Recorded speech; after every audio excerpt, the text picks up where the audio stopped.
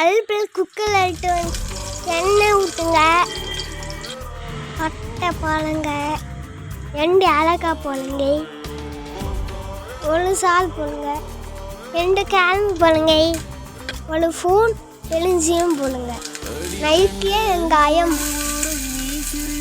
வதக்குங்க,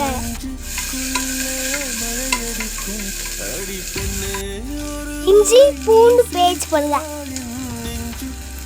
2 பச்சை மிளகாய் போடுங்க, 50 கிராம் பீன்ஸ் போடுங்க, 50 கிராம் கேரட் போடுங்க,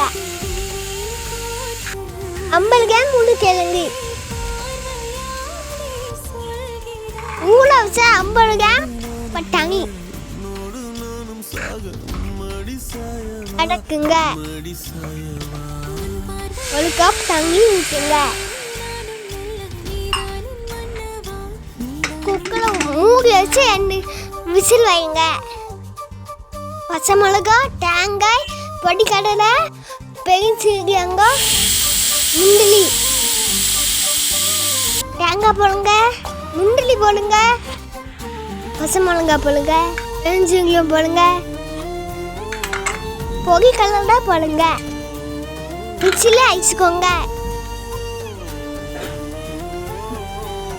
வேக விட்டு காய்வுடன்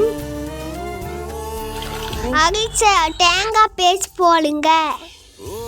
தேவையான அளவுக்கு உப்பு,